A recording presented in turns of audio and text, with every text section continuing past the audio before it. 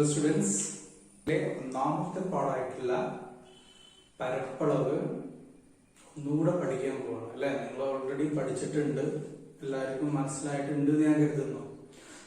Online class ഒക്കെ കേട്ടിട്ട് കാര്യങ്ങളൊക്കെ മനസ്സിലായതാണ്. അപ്പൊ നമ്മൾ എന്താണ് ഇപ്പൊ ഇനി പറയുമ്പോൾ ഒന്നുകൂടെ കൃത്യമായിട്ട് നിങ്ങൾക്ക് മനസ്സിലാവും. ഓക്കെ, പെട്ടെന്ന് ക്യാച്ച് ചെയ്യാൻ കഴിയുന്നൊക്കെ ഞാൻ കരുതുന്നു. ഇപ്പൊ നമ്മുടെ ഒന്നാമത്തെ പാഠം, ഗണിതത്തിലെ ഒന്നാമത്തെ പാഠം പരപ്പളവ് അല്ലെ. പരപ്പളവ് എന്നുള്ള പേര് നിങ്ങൾ 5ാം ക്ലാസ് മുതൽ കേട്ടുകൊണ്ടിരിക്കുന്ന ഒരു ടേമാണ് പരപ്പളവ്. അപ്പൊ പരപ്പളവ് എന്തിന്റെ ഭാഗമായിട്ടൊക്കെ കേട്ടത്? നമ്മള് കുറച്ച് ജോമെട്രിക്കൽ രൂപങ്ങളുടെ ഏതൊക്കെയാണ്? ത്രികോണത്തിന്റെ പരപ്പളവ് കണ്ടെത്താൻ പഠിച്ചിട്ടുണ്ട്, നമ്മള് ചതുരത്തിന്റെ പരപ്പളവ് കണ്ടെത്താനൊക്കെ പഠിച്ചിട്ടുണ്ട് ഇല്ലേ. പിന്നെ അതുപോലെ തന്നെ മറ്റു ചതുർഭുജങ്ങളുടെ ഒക്കെ പരപ്പളവ് നിങ്ങൾക്ക് കണ്ടെത്താൻ അറിയാം. അപ്പൊ നമ്മള് ആദ്യമായിട്ട് ഈ പറഞ്ഞിട്ടുള്ള കാര്യങ്ങളുടെയൊക്കെ നമ്മൾ ഇൻട്രൊഡക്ഷൻ ആയിട്ട് ജസ്റ്റ് നമ്മൾ പണ്ട് പഠിച്ച കാര്യങ്ങളൊന്ന് ഓർത്തെടുക്കാൻ വേണ്ടി മാത്രമാണ് ഇപ്പോ ജസ്റ്റ് ആദ്യത്തെ 5 മിനിറ്റ് ശ്രമിക്കുന്നത്. നമ്മള് ഒരു ചതുരത്തിന്റെ പരപ്പളവ് എങ്ങനെയാണ് ചതുരത്തിന്റെ പരപ്പളവ് കണ്ടെത്തുക? ഒരു ചതുരം, ഇപ്പൊ എന്റെ കയ്യിൽ ഒരു ചതുരമുണ്ട്, ഇതാണ് എന്റെ ചതുരം. ഓക്കെ, ഈ ചതുരത്തിന്റെ നീളത്തിനെ നമ്മൾ L കൊണ്ടാണ് സൂചിപ്പിക്കൽ. ചെറിയ അക്ഷരം L കൊണ്ടാണ് സൂചിപ്പിക്കാറ്. ഓക്കെ, ഇനി കാരണം എന്താണ്? നീളം, ലെങ്ത് എന്നാണ്. അപ്പൊ ഇംഗ്ലീഷിലെ ലെങ്ത്തിന്റെ ഫസ്റ്റ് ലെറ്റർ ആയിട്ടുള്ള L കൊണ്ട് സൂചിപ്പിക്കും. ഇനി അടുത്തത് ബ്രെഡ്ത്ത് അഥവാ വീതി. ഇപ്പൊ വീതിയെ നമ്മൾ B കൊണ്ട് സൂചിപ്പിക്കും. അപ്പൊ അങ്ങനെയെങ്കിൽ ഒരു ചതുരത്തിന്റെ പരപ്പളവ് സമം എന്താണ്? ഒരു ചതുരത്തിന്റെ പരപ്പളവ് സമം എന്താണ് നമ്മൾ പഠിച്ചിട്ടുള്ളത്? നീളം ഗുണിക്കണം വീതി അല്ലെ. നീളം ഗുണിക്കണം വീതി. ഇവിടെ നീളത്തിനെ L കൊണ്ട് സൂചിപ്പിക്കുന്നു, അതുപോലെ വീതിയെ B കൊണ്ട് സൂചിപ്പിക്കുന്നു. അപ്പൊ L × B ആവും. ഓക്കെ, ഇതിനെ നമ്മൾ LB എന്നൊക്കെ എഴുതും. ഓക്കെ, അപ്പൊ ചതുരത്തിന്റെ പരപ്പളവ് എല്ലാവർക്കും അറിയുന്ന കാര്യമാണ്. അപ്പൊ അങ്ങനെയാണെങ്കിൽ ഒരു ചതുരത്തിന്റെ നീളം വീതി നിങ്ങൾക്ക് ഞാൻ എത്ര തന്നു? നീളം 5 സെന്റിമീറ്റർ എന്ന് തന്നു. അതേപോലെ 5 സെന്റിമീറ്റർ ആണ് നീളം, 5 സെന്റിമീറ്റർ ആണ് വീതി, അതുപോലെ 3 സെന്റിമീറ്റർ. അപ്പൊ അങ്ങനെയെങ്കിൽ ഈ ചതുരത്തിന്റെ പരപ്പളവ് എന്തായിരിക്കും? നീളം 5 വീതി 3 ആയിട്ടുള്ള ഈ ചതുരത്തിന്റെ പരപ്പളവ് എന്തായിരിക്കും? നീളം ഗുണിക്കണം വീതി ചെയ്താൽ മതി അല്ലെ. 5 ഗുണിക്കണം 3 എത്ര കിട്ടും? 15 അല്ലെ. 15 മാത്രം എഴുതിയാൽ പോലെ അതിന്റെ യൂണിറ്റ് കൂടെ, അതിന്റെ ഏകകം കൂടി എഴുതാം. നമ്മുടെ സെന്റിമീറ്ററിലായതുകൊണ്ട് നമ്മൾ എന്ത് പറയും? ചതുരശ്ര സെന്റിമീറ്റർ എന്ന് ചുരുക്കിയിട്ട് ച-സ-മി എന്നൊക്കെ എഴുതും. ചതുരശ്ര സെന്റിമീറ്റർ ആണ്. അപ്പൊ ഇത് നിങ്ങൾക്ക് അറിയുന്ന കാര്യമാണ്. എന്നാ അങ്ങനെയാണെങ്കിൽ നിങ്ങളോട് ഒരു ചോദ്യം ചോദിക്കുകയാണ്. പരപ്പളവ് 12 ചതുരശ്ര സെന്റിമീറ്റർ ആയിട്ടുള്ള പരപ്പളവ്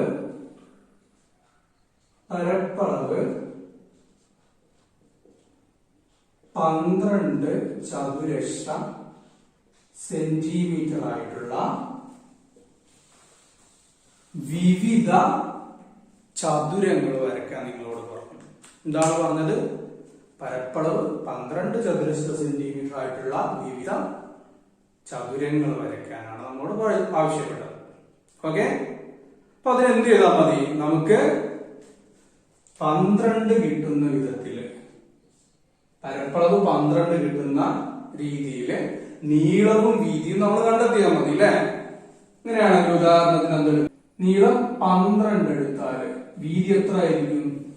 1 ആയിരിക്കും. 12 × 1 ആണ്. നമ്മൾ എന്താ ചെയ്യുന്നത്? നമുക്ക് 12 കിട്ടുന്ന, ഗുണിച്ചാൽ 12 കിട്ടുന്ന സംഖ്യകൾ എഴുതാൻ പോവാണ്. എന്നിട്ട് ആ സംഖ്യകൾ എന്ത് ചെയ്യും? അതിന് നീളവും വീതിയായിട്ട് എടുക്കും. ഓക്കെ, അപ്പൊ 12 × 1 ആണെങ്കിൽ നീളം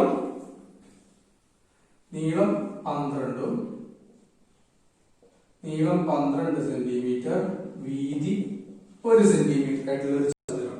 ഈ ചതുരത്തിന്റെ പരപ്പളവ് 12 ആയിരിക്കും അല്ലെ. 12 ഇൻറ്റു 1 നീളം ഇൻറ്റു വീതി എത്ര കിട്ടി? 12 കിട്ടി. ഇനി അടുത്തതായിട്ട് നമുക്ക് ആരെ ഉണ്ടാക്കുക? അതുപോലെ തന്നെ ഞാൻ വീതി 2 എടുത്താല് നീളം എത്രയായിരിക്കും?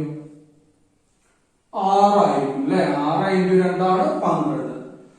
നീളം 6 സെന്റിമീറ്റർ, വീതി 2 സെന്റിമീറ്റർ. ഈ ചതുരത്തിന്റെ പരപ്പളവ് 12 ചതുരശ്ര സെന്റിമീറ്റർ ആയിരിക്കും. ഇനി അതുപോലെ തന്നെ വീതി 3 സെന്റിമീറ്റർ എടുത്താൽ നീളം എത്ര കിട്ടും നമുക്ക്? 4 ആയിരിക്കും അല്ലെ. 4 ഇൻറ്റു 3 ആണ് 12. അപ്പൊ നമ്മൾ അടുത്ത 12 ചതുരശ്ര സെന്റിമീറ്റർ വരുന്ന ചതുരം വരയ്ക്കുകയാണ്. 4 സെന്റിമീറ്റർ നീളം, വീതി 3 സെന്റിമീറ്റർ. ഇതിന്റെ പരപ്പളവ് എത്രയാണ്? 12 ചതുരശ്ര സെന്റിമീറ്റർ ആണ്. ഇനിയും നമുക്ക് വരയ്ക്കാൻ പറ്റും കേട്ടോ. ഇനി നമുക്ക് വരയ്ക്കാൻ പറ്റും. ദശാംശങ്ങളൊക്കെ ഉപയോഗിച്ചിട്ടൊക്കെ വരയ്ക്കാൻ പറ്റും. അപ്പൊ ഇതിലൊന്നും നിൽക്കൂല. 3 എണ്ണം മാത്രമല്ല ഉള്ളത്, ഒരുപാട് വരയ്ക്കാൻ പറ്റും. ഒരു പരപ്പളവ് മാത്രം നമുക്ക് തന്നാല് ഇത്തരത്തിലുള്ള ഒരുപാട് ഒരേ പരപ്പളവുള്ള ഒരുപാട് ചതുരങ്ങൾ നമുക്ക് വരയ്ക്കാൻ പറ്റും. എങ്കിലും നിങ്ങൾ ക്വസ്റ്റ്യനിൽ ചെറിയൊരു മാറ്റം വരുത്തി. പരപ്പളവിന്റെ കൂടെ ഒരു വശം കൂടെ നമുക്ക് തന്നു. എന്താ തന്നത്? പരപ്പളവ് 12 ചതുരശ്ര സെന്റിമീറ്റർ ആണ്. ഒരു വശം നമുക്കൊരു 8 സെന്റിമീറ്റർ എടുക്കാം.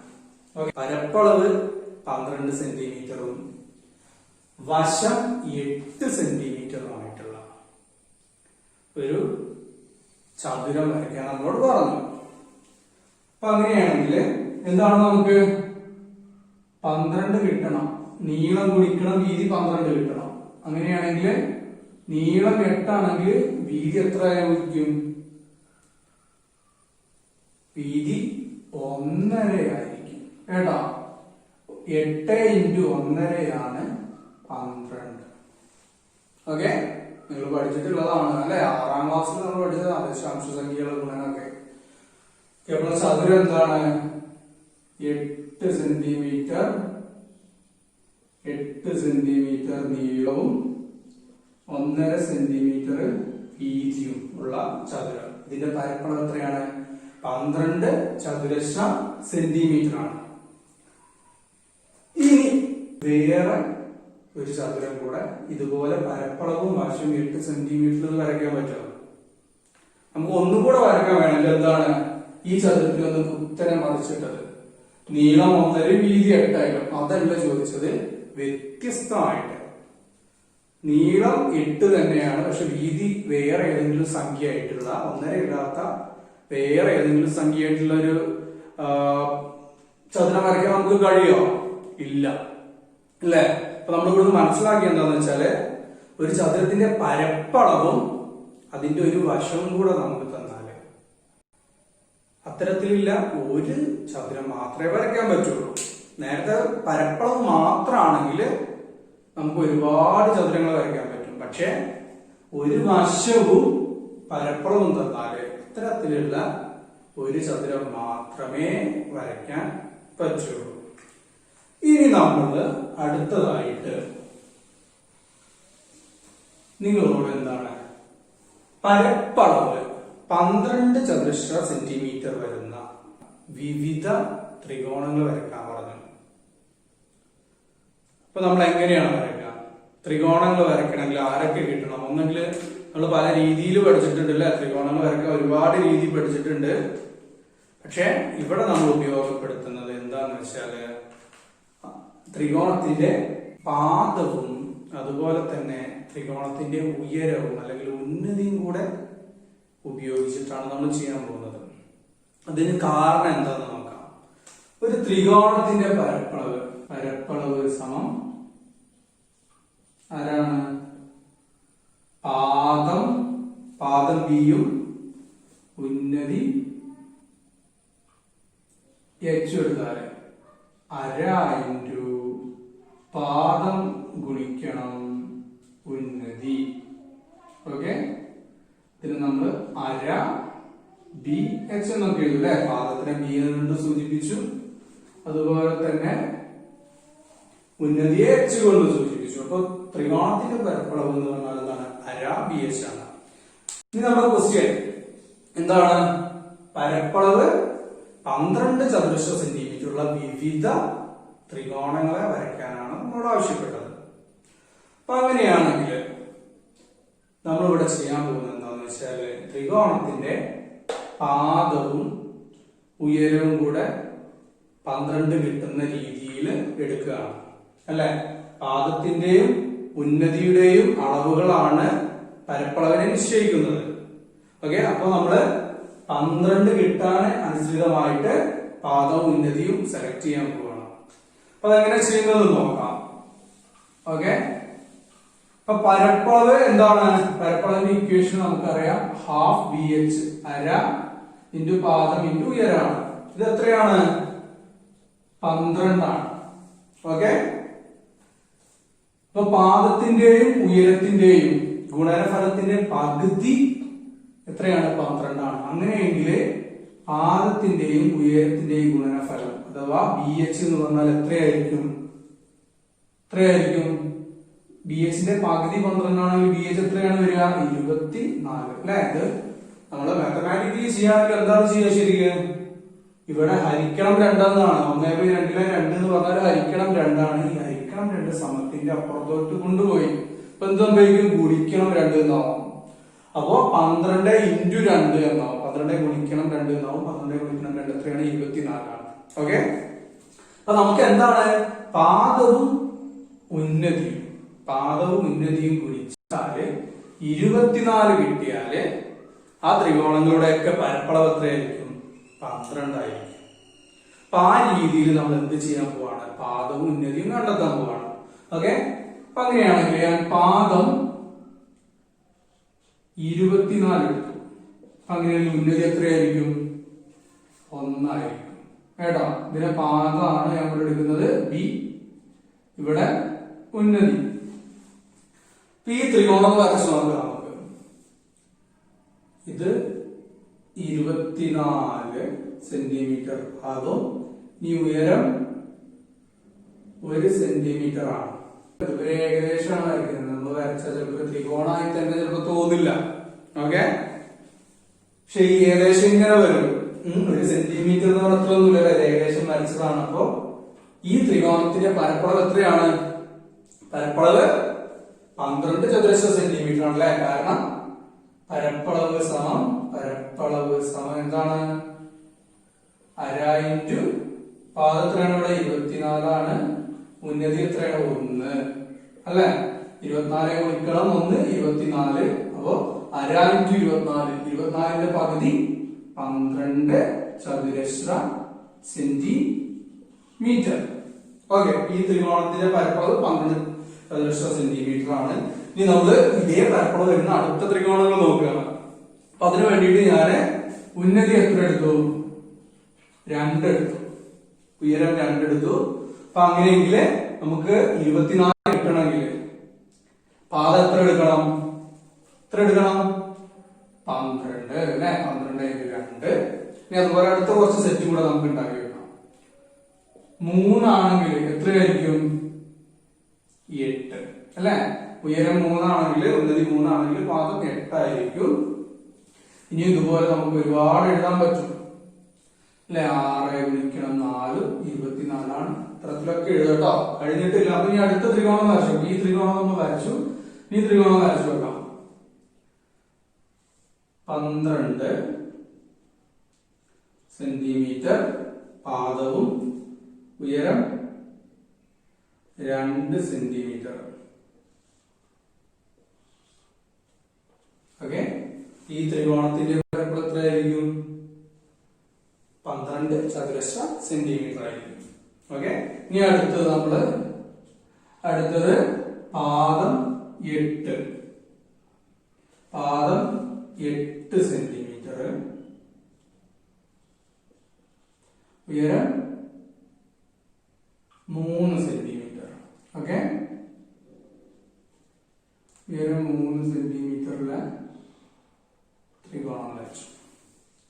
ഓക്കെ, ഈ ത്രികോണത്തിന്റെയും പരപ്പളവ് എത്രയാണ്? 12 ചതുരശ്ര സെന്റിമീറ്റർ ആണല്ലേ. 12 അര ഇൻറ്റു 8 ഇൻറ്റു 3 എത്ര കിട്ടും? 12 ചതുരശ്ര സെന്റിമീറ്റർ. ഇനി നമുക്ക് ഇതേപോലെ വരയ്ക്കാൻ പറ്റും. പാദം 6 ഉയരം 4 ആണെങ്കിലും. ഇത് കഴിഞ്ഞോ? ഇല്ല. ദശാംശങ്ങൾ ഉപയോഗിച്ചിട്ട് നമുക്ക് വീണ്ടും വരയ്ക്കാൻ പറ്റും. അതെന്താ നമ്മൾ മനസ്സിലാക്കിയത് എന്താണ്? നമുക്ക് പരപ്പളവ് തന്നാല് ഒരേ പരപ്പളവില്ല ഒരുപാട് ത്രികോണങ്ങൾ വരയ്ക്കാൻ നമുക്ക് സാധിക്കും. ഓക്കെ, പരപ്പളവ് തന്നാല് ആ പരപ്പളവിലുള്ള ഒരുപാട് ത്രികോണങ്ങൾ നമുക്ക് വരയ്ക്കാൻ സാധിക്കും. നമ്മൾ പഠിച്ചു. ഇനി നേരത്തെ പോലെ തന്നെ എന്താണ് ചെറിയൊരു മാറ്റം കൂടെ വരുത്തുക. എന്താണ് ചെയ്യുന്നത്?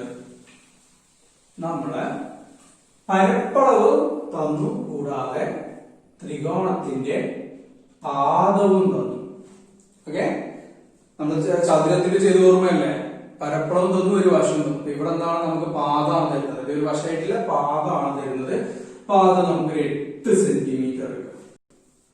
ഓക്കെ, അങ്ങനെയെങ്കിൽ ഇത്തരത്തിലുള്ള വിവിധ ത്രികോണങ്ങൾ വരയ്ക്കാൻ പറഞ്ഞു നമ്മൾ. നേരത്തെ നമ്മള് ചതുരത്തിന്റെ ഓർമ്മയുണ്ടോ? ചതുരത്തിന്റെ എന്താ ചെയ്തത്? പരപ്പളവും ഒരു വശവും തന്നപ്പോഴേ നമുക്ക് ആകെ ഒരു ചതുരേ വരയ്ക്കാൻ പറ്റിയുള്ളൂ. ഈ ത്രികോണത്തിൽ അതുപോലെ ഒരു ത്രികോണം മാത്രമാണോ ഉള്ളതെന്ന് നോക്കാം നമുക്ക്. ഓക്കെ, അപ്പൊ പാദം 8 ആണ്. പാദം 8 ആവുമ്പോ നമ്മൾ നേരത്തെ ഇല്ലേ BH എത്ര കിട്ടണം? നമുക്ക് 24 കിട്ടണം. അപ്പൊ പാദം 8 ആണെങ്കിൽ ഉയരം എത്രയായിരിക്കും? നമ്മൾ നേരത്തെ ചെയ്തു 3 ആണ്. എന്ത് ചെയ്യണം? ഉയരം 3 സെന്റിമീറ്ററില് വരയ്ക്കുകയാണ്. Okay, 3 centimetre.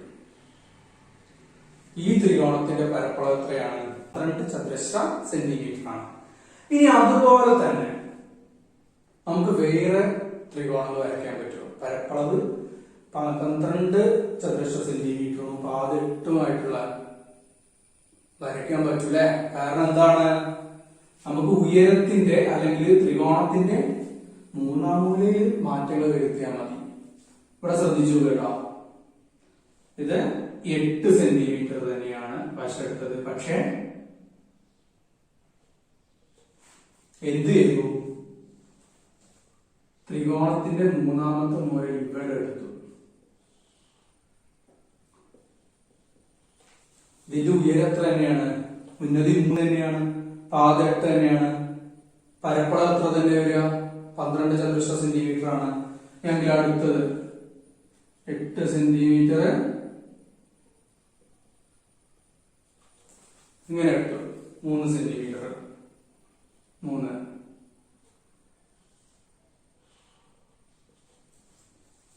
ഇതിന്റെ പരപ്പളവ് എത്ര തന്നെ വരിക? ഇതിന്റെയും പരപ്പളവ് എത്ര തന്നെ വരും? 12 ചതുരശ്ര സെന്റിമീറ്റർ ആണ്. അപ്പൊ നമുക്ക് ഈ 3-ാം മൂലയുടെ പൊസിഷനുകൾ, അതിന്റെ സ്ഥാനങ്ങൾ മാറ്റിയിട്ട് ഇതുപോലെ ഒരുപാട് ത്രികോണം വരയ്ക്കാൻ പറ്റില്ലേ? പാദം 8 തന്നെ വെച്ചിട്ട്. ഇത് മാത്രമല്ലല്ലേ, നമുക്ക് ഇഷ്ടമല്ല പോലെ വരയ്ക്കാം, ഒരുപാട് വരയ്ക്കാൻ പറ്റും. ഇപ്പോഴെന്താ നമ്മൾ പഠിച്ചത്? എന്താണ് നമ്മളിപ്പോ പഠിച്ചത്? ത്രികോണങ്ങളുടെ കാര്യത്തില് ത്രികോണങ്ങളില് പരപ്പളവും പാദവും തന്നാല്, പരപ്പളവിന്റെ അളവും പാദവും തന്നാല് ഇത്തരത്തിലുള്ള ഒരുപാട് ത്രികോണങ്ങൾ വരയ്ക്കാൻ പറ്റും. ഒരേ പരപ്പളവും ഒരേ പാദവും ഉള്ള ഒരുപാട് ത്രികോണങ്ങൾ നമുക്ക് വരയ്ക്കാൻ പറ്റും. നമുക്ക് ആകെ 3 വരച്ചിട്ടുള്ളൂ, ഇനിയും വരയ്ക്കാം. ഓക്കെ, ഇനി ഇത്തരത്തിലുള്ള ത്രികോണങ്ങളെല്ലാം നമ്മൾ എന്താ ചെയ്യാൻ പോകുന്നത് വെച്ചാല്, ഓരോ ത്രികോണത്തിനെയും എടുത്തിട്ട് ഈ ത്രികോണത്തെയും ഒക്കെ എടുത്തിട്ട് നമ്മുടെ ഈ ത്രികോണത്തിന്മേൽ കൊണ്ടുപോയി വെക്കുകയാണ്. എന്താണ്? അതിന്റെ പാദത്തിന് കറക്റ്റ് ആയിട്ട് നമ്മൾ 3 ത്രികോണത്തിനെയും ഒരുമിച്ച് വെക്കാൻ പോവാണ് അടുത്തത്. ഓക്കെ, അത് നമുക്ക് വരച്ചു നോക്കാം. നമ്മൾ ആദ്യത്തെ ത്രികോണം വരയ്ക്കുകയാണ് അല്ലെ? ഇവിടെ ആയിരുന്നു ഏകദേശം 3-ാമത്തെ മൂല.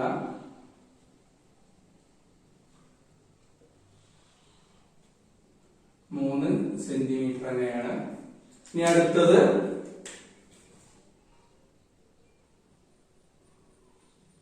മൂന്നാമത്തെ മൂല എവിടെയായിരുന്നു? 3 സെന്റിമീറ്റർ.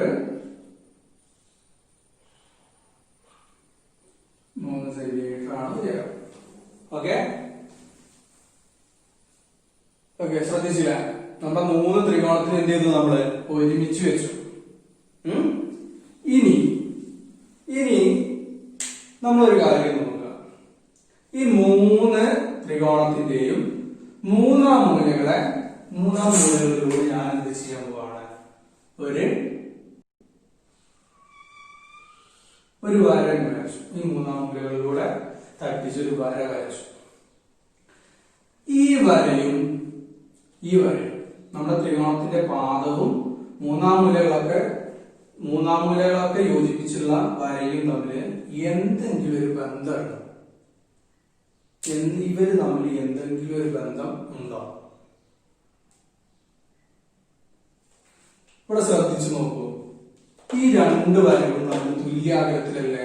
അല്ല, 3 സെന്റിമീറ്റർ ആണ് ഈ വരകൾ തമ്മിലുള്ള അകലം.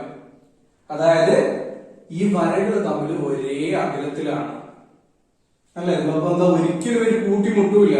ഒരേ അകലത്തിൽ നമ്മൾ നീട്ടി വരച്ചാല് ഇവ 3 സെന്റിമീറ്റർ അകലത്തിൽ അങ്ങനെ പോയിക്കൊണ്ടിരിക്കും. ഓക്കെ, ഒരേ അകലത്തില് പോയിക്കൊണ്ടിരിക്കുന്ന വരകളെ കുറിച്ചിട്ട് നമ്മൾ 7ാം ക്ലാസ്സിൽ പഠിച്ചിട്ടുണ്ട്. അവർക്കൊരു പേരുണ്ട്. എന്താണ്? ഒരേ അകലത്തിൽ നേരെ പോയിക്കൊണ്ടിരിക്കുന്നവരെ എന്താ പഠിച്ചിട്ടുള്ളത്? സമാന്തര രേഖകൾ. ഓക്കെ, അപ്പൊ ഇവിടെ എന്താണ്? ഇവിടെ ഈ വരയും പാദവും, ത്രികോണത്തിന്റെ പാദവും മൂന്നാം മൂലകളൊക്കെ വരച്ചിട്ടുള്ള വരയും തമ്മിൽ എന്താണ്? സമാന്തരാണ് എന്നാണ് അപ്പൊ നമ്മൾ മനസ്സിലാക്കിയത്. അതായത് നമുക്ക് എന്ത് പറയാൻ പറ്റും? ഒരേ പാദവും ഒരേ പരപ്പളവുമുള്ള ത്രികോണങ്ങളുടെ എല്ലാം മൂന്നാം മൂലകൾ പാദത്തിന് സമാന്തരമായ രേഖയിലായിരിക്കും. ഒന്നുകൂടെ പറയാം. ഒരേ പാദവും ഒരേ പരപ്പളവുമുള്ള ത്രികോണങ്ങളുടെ എല്ലാം മൂന്നാമത്തെ മൂല പാദത്തിന് സമാന്തരമായ ഒരു രേഖയിൽ ആയിരിക്കും. അല്ലെ? അവിടെ ശ്രദ്ധിച്ചു നോക്ക്. ഒരേ പാദവും ഒരേ പരപ്പളവുമുള്ള ഈ 3 ത്രികോണത്തിന് ഒരേ പരപ്പളവും നമ്മൾ പറഞ്ഞു. ഓക്കെ, ഒരേ പാദവും ഒരേ പരപ്പളവുമുള്ള ത്രികോണങ്ങളുടെ എല്ലാം മൂന്നാമത്തെ മൂല പാദത്തിന് സമാന്തരമായ ഒരു രേഖയിൽ ആയിരിക്കും. ഓക്കെ, പഠിച്ചില്ല? ഇതാണ് നമ്മുടെ ഈ പാഠത്തിലെ ആദ്യത്തെ തത്വം. ഇതാണ് നിങ്ങൾ ഓർത്തിരിക്കേണ്ട ആദ്യത്തെ തത്വം. എന്താണ്? ഒരേ പാദവും ഒരേ പരപ്പളവുമുള്ള എല്ലാ ത്രികോണങ്ങളുടെയും മൂന്നാമത്തെ മൂല പാദത്തിന് സമാന്തരമായ ഒരു രേഖയിൽ ആയിരിക്കും. ഓക്കെ, അപ്പൊ നിങ്ങളോട് ചോദിക്കുകയാണ്, ഒരാൾ ചോദിച്ചു, എന്താണ്? പാദം 8 തന്നെയുള്ള ഇതേ പരപ്പളവുള്ള വേറൊരു ത്രികോണം കൂടെ നിങ്ങൾക്ക് തന്നു എങ്കിൽ ആ ത്രികോണത്തിന്റെ മൂന്നാമത്തെ മൂല എവിടെയായിരിക്കും എന്ന് ചോദിച്ചാൽ നിങ്ങൾ എന്ത് തന്നെ പറയും? ഈ സമാന്തര രേഖയിൽ തന്നെയായിരിക്കും, അല്ലെ? പാദത്തിന് സമാന്തരമായിട്ടുള്ള ഈ രേഖയിൽ തന്നെയായിരിക്കും. ഇനി ഈ പാദത്തിന്റെ കാര്യത്തിനെ നമ്മള് മറ്റൊരു രീതിയിലും കൂടെ പഠിക്കുന്നുണ്ട്. ഓക്കെ, നമ്മൾ ഫസ്റ്റ് പഠിച്ച കോൺസെപ്റ്റ് എന്താണ്? ഒരേ പാദവും ഒരേ പരപ്പളവുമുള്ള എല്ലാ ത്രികോണങ്ങളുടെയും മൂന്നാമത്തെ മൂല പാദത്തിനു സമാന്തരമായ രേഖയിൽ ആയിരിക്കും. ഇനി ഇതിനെ മറ്റൊരു രീതിയിൽ പറയണം. ഇവിടെ ശ്രദ്ധിച്ചു നോക്കുക. ഒരേ പാദവും, ഓക്കെ, ഇതിന്റെ വേറെ രീതിയിൽ ശ്രദ്ധിക്കേണ്ട. ഒരേ പാദവും മൂന്നാം മൂലകളെല്ലാം പാദത്തിന് സമാന്തരമായ രേഖയിലുമായ ത്രികോണങ്ങളുടെ പരപ്പളവുകൾ തുല്യമായിരിക്കും. എന്താണ്? ഒരേ പാദവും മൂന്നാം മൂലകളെല്ലാം പാദത്തിന് സമാന്തരമായ രേഖയിലുമാണെങ്കിൽ ആ ത്രികോണങ്ങളുടെ എല്ലാം പരപ്പളവുകൾ തുല്യമായിരിക്കും. ഇവിടെ ശ്രദ്ധിച്ചു നോക്കുക. ഒരേ പാദവും മൂന്നാം മൂലകളെല്ലാം പാദത്തിന് സമാന്തരമായ രേഖയിലുമാണെങ്കിൽ അത്തരത്തിലുള്ള ത്രികോണങ്ങളുടെ എല്ലാം പരപ്പളവ് തുല്യമായിരിക്കും. അല്ലെ, ഇവിടെ എന്താണ്, ഇവിടെ 3 ത്രികോണത്തിന്റെയും പാദം 8 തുല്യാണ്. പാദത്തിന് സമാന്തരമായിട്ട് ത്രികോണത്തിന്റെ 3-ാം മൂലയിലൂടെ നമ്മൾ ഒരു രേഖ വരച്ചു. അങ്ങനെയെങ്കിൽ അങ്ങനെ വരയ്ക്കാൻ കഴിയുമെങ്കിൽ ആ ത്രികോണങ്ങളുടെയൊക്കെ പരപ്പളവ് എന്താണ്, തുല്യമാണ്. ഇവിടെ എത്ര വരും, 12 ചതുരശ്ര സെന്റിമീറ്റർ ആയിരിക്കും. അപ്പൊ അങ്ങനെയെങ്കിൽ ഞാൻ എന്ത് ചെയ്തു, ഈ സമാന്തര രേഖയില് ഒരു 3-ാം മൂലയായിട്ട് ഇവിടെ എടുത്തു. എന്നിട്ട് പാദം ഇത് തന്നെയുണ്ട്, മറ്റൊരു ത്രികോണം വരച്ചു. ഇതാണ് പുതിയൊരു ത്രികോണം വരയ്ക്കുകയാണ്. ഇതാണ് ഈ ഷെയ്ഡ് ചെയ്തിട്ടുള്ള ഈ ത്രികോണം. ത്രികോണത്തിന്റെ എന്താണ്, പാദം 8 തന്നെയാണ്. 3-ാം മൂല എന്താണ്, പാദത്തിന് സമാന്തരമായിട്ടുള്ള 3-ാം മൂല എന്ത് ചെയ്തു, പാദത്തിന് സമാന്തരമായിട്ട് തന്നെയാണ്. ഓക്കെ, സമാന്തരമായിട്ടുള്ള രേഖയിലാണ് കിടക്കുന്നത്.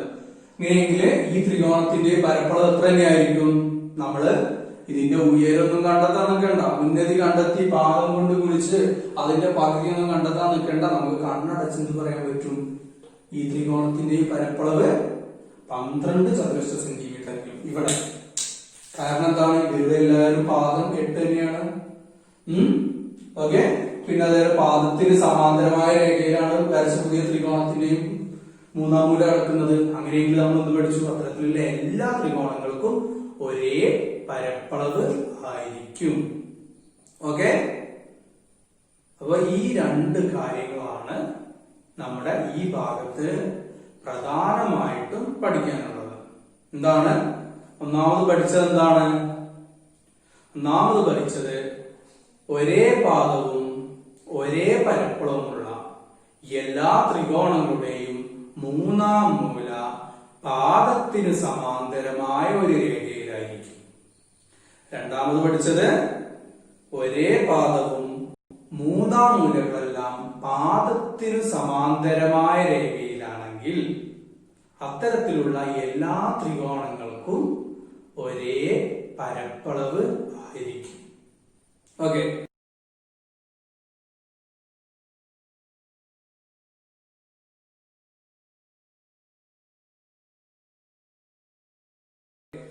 ഇതിനെ ബേസ് ചെയ്ത് സിമ്പിളായി മനസ്സിലാക്കാൻ വേണ്ടിയിട്ട് ഒരു ചോദ്യം നിങ്ങളോട് ചോദിക്കാം.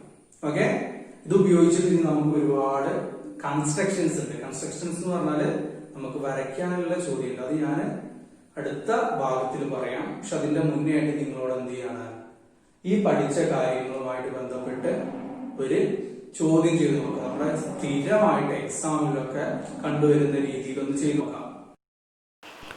നീളം 5 സെൻറ്റിമീറ്ററും വീതി 3 സെൻറ്റിമീറ്ററുമായൊരു ചതുരമാണ് ABCD എങ്കിൽ ചതുരം ABCDയുടെ പരപ്പളവത്ര, ത്രികോണം ABDയുടെ പരപ്പളവത്ര, ത്രികോണം ABFന്റെ പരപ്പളവത്ര, ത്രികോണം ABEയുടെ പരപ്പളവത്ര. 4 ക്വസ്റ്റ്യൻ ഉണ്ട്. ഒന്നാമത്തെ ചോദ്യം ചെയ്തു നോക്കാം. നമുക്ക് ഉത്തരം ചെയ്തു നോക്കാം. ഇതാണ് 4 ക്വസ്റ്റ്യങ്ങളാണ്. നമ്മൾ ഉത്തരം ചെയ്യാൻ പോവാണ്. ഇതാണ് നമുക്ക് ABCD എന്ന് പറഞ്ഞിട്ട് ഒരു ചതുരുണ്ട്. ചതുരത്തിന്റെ നീളം 5 വീതി 3. ഓക്കെ, ഒന്നാമത്തെ ചോദ്യം എന്താണ്? ഒന്നാമത്തെ ചോദ്യം, ചതുരം ABCയുടെ പരപ്പളവ് കണ്ടെത്തുക. സിമ്പിൾ ആണ് അല്ലെ? ചതുരം ABCയുടെ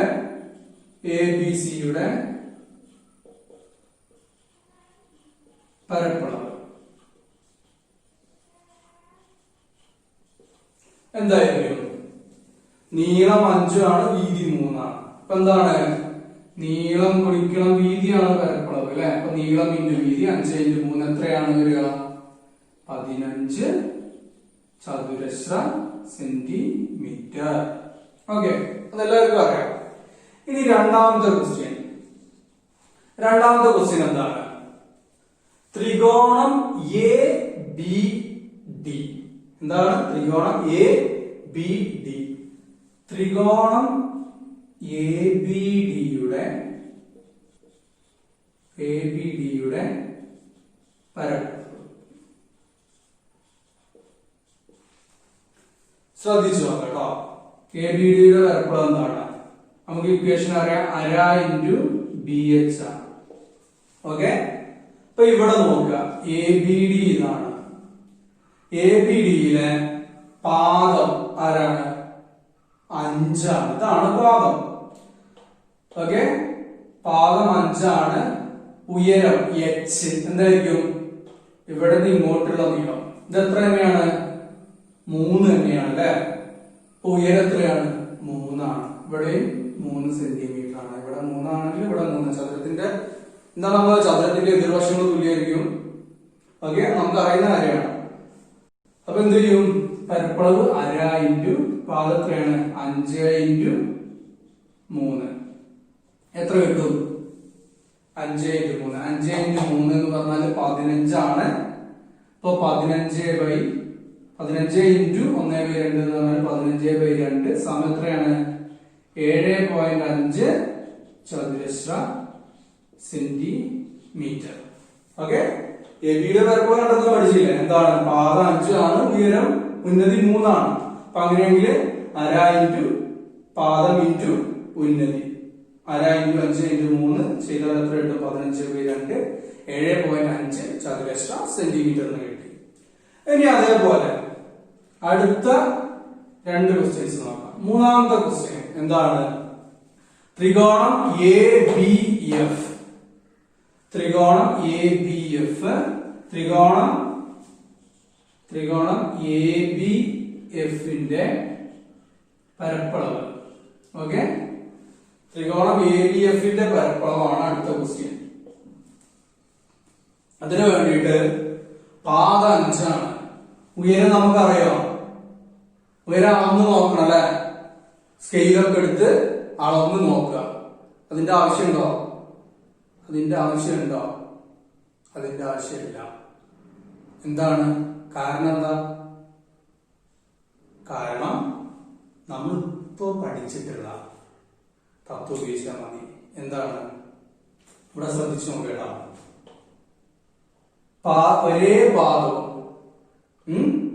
ഒരേ പാദവും പാദത്തിന് സമാന്തരമായ വരയില് ഇവിടെ എന്താണ് ശരിക്കും? എ ബിക്ക് സമാന്തരമായിട്ടുള്ള വരയാണ് സി ഡി അല്ലെ.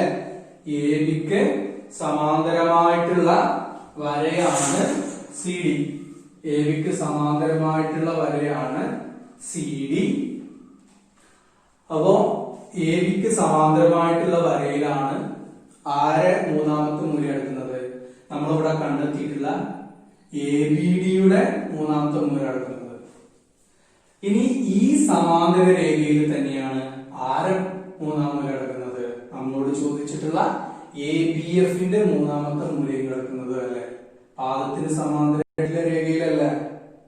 ഓക്കെ, അപ്പൊ അങ്ങനെയാണെങ്കിൽ നമ്മൾ എന്താ പഠിച്ചത്? ഒരേ പാദവും മൂന്നാം മൂലകളെല്ലാം പാദത്തിന് സമാന്തരമായ രേഖയിലുമായ എല്ലാ ത്രികോണങ്ങൾക്കും ഒരേ പരപ്പളവാണ്. അപ്പൊ അങ്ങനെയെങ്കിൽ ത്രികോണം എ ബി എഫിന്റെ പരപ്പളവ് എത്ര തന്നെ വരും? ത്രികോണം എ ബിയുടെ പരപ്പളവ് അല്ലെ. ഒരേ പാദമാണ് രണ്ടാൾക്കും.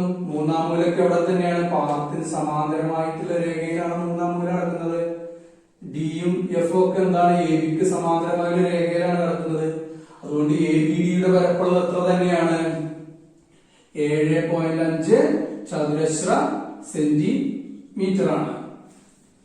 ഇനി അങ്ങനെയെങ്കിൽ നാലാമത്തെ ചോദ്യത്തിൻ്റെതോ? ത്രികോണം എ ബി ഇയുടെ പരപ്പളവ് എത്രയായിരിക്കും? ഇവിടെ നോക്കുക അല്ലെ. ഈ രണ്ട് ത്രികോണത്തിനെ പോലെ തന്നെയാണ് ഇവിടെ കിടക്കുന്നത്. എ ബി ആണ് പാദം. മൂന്നാം മൂലം എവിടെ കിടക്കുന്നത്? എ ബിക്ക് സമാന്തരമായിട്ടുള്ള രേഖയിലാണ് അല്ലെ. എ ബിക്ക് സമാന്തരമായ രേഖയിലാണ് കിടക്കുന്നത്. അതുകൊണ്ട് നമുക്ക് എന്ത് പറയാൻ പറ്റും? എ ബിയുടെ പരപ്പളവ് ആര് തന്നെയാണ്? നമ്മുടെ ത്രികോണം എ ബി ഡിയുടെ പരപ്പളവാണ്. എത്ര തന്നെയായിരിക്കും? 7.5 ചതുരശ്ര സെന്റിമീറ്റർ ആയിരിക്കും. ഓക്കെ, കാര്യം മനസ്സിലായില്ല? ഒരേ പാദവും ഒരേ പരപ്പളവും ആണെങ്കിൽ, ഒരേ പാദവും മൂന്നാം മൂലകളെല്ലാം പാദത്തിന് സമാന്തരമായ രേഖയിലാണെങ്കിൽ ആ ത്രികോണങ്ങളുടെ എല്ലാം പരപ്പളവ് എന്തായിരിക്കും? ഇതിൽ ഒരു ത്രികോണത്തിന്റെ കണ്ടെത്തിയാൽ തന്നെ മറ്റു 3 ബാക്കിയുള്ള 2 ത്രികോണത്തിന്റെ പരപ്പളം കണ്ടെത്താൻ പറ്റും അല്ലെ? ഓക്കെ, ഇപ്പൊ കാര്യം മനസ്സിലായില്ലേ? അപ്പോ ഇനി നമ്മള് അടുത്ത ഭാഗത്തില് ഈ തത്വങ്ങൾ ഉപയോഗിച്ചിട്ടുള്ള കുറച്ച് കൺസ്ട്രക്ഷൻസ് ചെയ്യാൻ പോവാണ്. ഈ ഭാഗമൊക്കെ കൃത്യമായി മനസ്സിലായി എന്ന് കരുതുന്നു. ഓക്കെ.